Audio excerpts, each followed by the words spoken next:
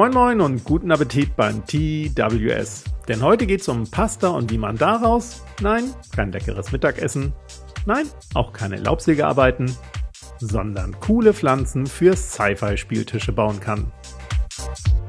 Die Anregung stammt übrigens von einem lieben Zuschauer, vielen Dank dafür. Alles, was ihr neben den üblichen Bastelmaterialien braucht, sind Bases und natürlich Pasta, auch Nudeln genannt. Ihr müsst euch nur für eine Sorte mit einer für euch interessanten Form entscheiden. Ich habe hier ganz einfache Penne-Nudeln, die ich teilweise aber noch etwas zurechtstutzen möchte. Dafür nimmt man am besten tatsächlich eine Säge, idealerweise eine feine Modellbausäge. Kürzt bzw. zersägt die Nudeln dann so, wie ihr sie verbasteln wollt. Anschließend werden die Bases mit etwas Spachtelmasse bestrichen, um dann die Pastastücke hineinzustecken. Natürlich könnt ihr auch Sekundenkleber nehmen, um die Nudeln an den Bases zu fixieren, aber mit Spachtelmasse habt ihr direkt einen kleinen Hügel. Hier 3 Beispiele, wie man die an sich langweiligen Penne-Nudeln auf Bases anordnen kann. Nach dem Trocknen etwas Leim auf die Spachtelmasse geben und die Flächen mit Steinchen und Sand dekorieren. Ist erneut alles getrocknet, werden die Nudeln grundiert. Ich nehme ein reines Weiß, damit die späteren Farben schön leuchten, und mische noch etwas Holzleim zum Versiegeln hinein. Pasta, Pasta, Magi, Magi, Pasta, Pasta. Denn mit Pasta, da macht alles viel mehr Spaß.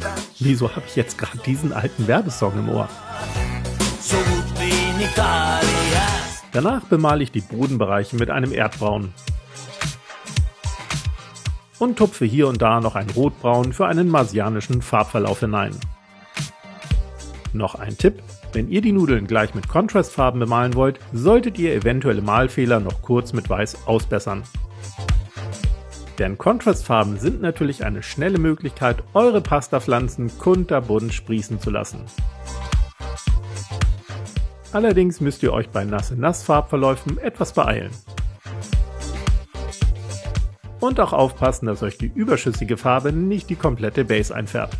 Aber keine Angst, kleine Malfehler werden später noch kaschiert. Hier eine weitere Bemalvariante mit sogar 3 Kontrastfarben.